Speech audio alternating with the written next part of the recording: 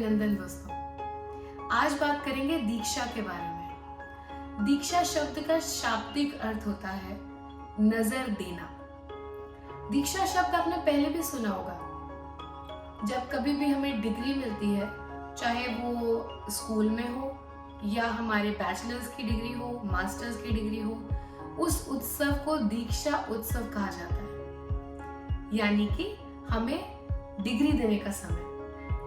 इसी प्रकार से दीक्षा, जब हम स्पिरिचुअलिटी की दीक्षा की बात करते हैं, जहाँ पर एक गुरु अपना ज्ञान अपने स्टूडेंट को देता है, उसके बाद जब उनकी पढ़ाई पूरी हो जाती है तब होता है दीक्षा उत्सव। कुछ भ्रांतियां हैं दीक्षा को लेकर के, वो मैं आज आप सभी की दूर करना चाहूंगी। जैसा हमारे ग्रंथों में दीक्षा के बारे में बताया गया है, कोई भी गुरु किसी शिष्य को दीक्षा तब देता है जब वह शिष्य पूरी तरीके से गुरु के द्वारा दिए गए ज्ञान को समझ चुका है, उसकी हर एक चीज का अच्छी तरह से अभ्यास कर चुका है, यानी कि बोथ थ्योरी एंड प्रैक्टिकल दोनों तरीके से अब ये स्टूडेंट दीक्षा लेने के लिए, यानी कि अब अपनी पढ़ाई को इस्तेमाल करने के लिए, अप्लाई करने के लिए तैयार है। जैसे कॉलेज में आपको डिग्री मिलती है, उस डिग्री को ही लेकर के आप नौकरी के लिए जा सकते हैं। उसी प्रकार से जब हम आध्यात्मिक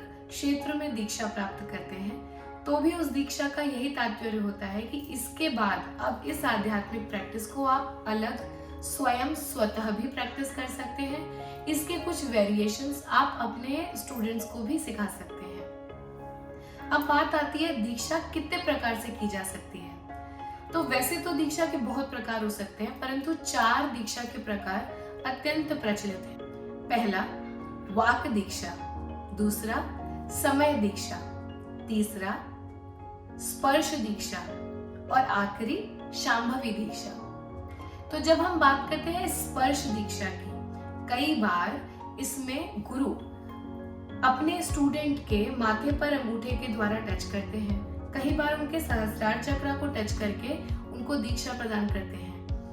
कई स्टोरीज में, जैसे कि तोतापुरी जी ने जिस प्रकार से रामकृष्ण परमहंस जी को दीक्षा दी थी, तो कई बार किसी चीज से कट लगाकर या फिर किसी डंडी या किसी धातु से टच करने पर भी, लेकिन जब भी स्पर्श के द्वारा दीक्षा का आदान प्रदान हो रहा है, एनर्जीज का लेन देन हो रहा है, वो दीक्षा स्पर्श दीक्षा के अंतर्गत आएगी। दूसरी आती है वाक दीक्षा।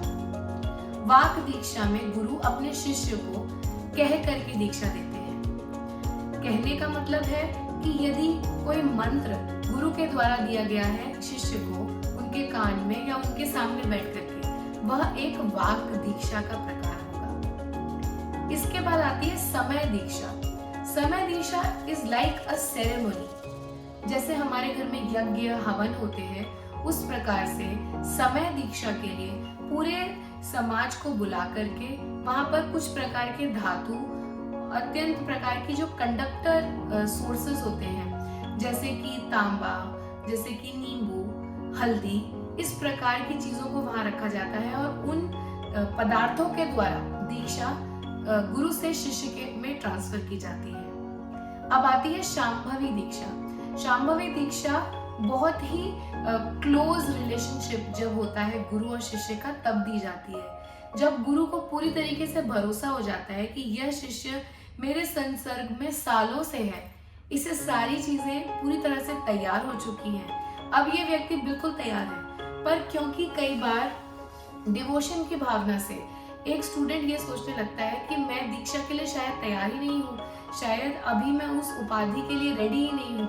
जब इस प्रकार की प्योर भावना की वजह से वह शिष्य का रास्ता रुक रहा होता है, तो ऐसे समय में गुरु अपना एक भाग शिष्य के अंदर प्रवेश करा देते हैं। उस प्रकार की दीक्षा को बोलते हैं शांभवी दीक्षा। इसके सिवा भी बहुत प्रकार की दीक्षाएं होती हैं। आने वाले वीडियोस में हम कोशिश करेंगे हम उन्हें भी कवर करें, पर ये दीक्षा इतनी प्रकार की क्यों होती है ये मैं आपको बताना चाहूंगी। अलग अलग प्रकार के योगी भी होते हैं।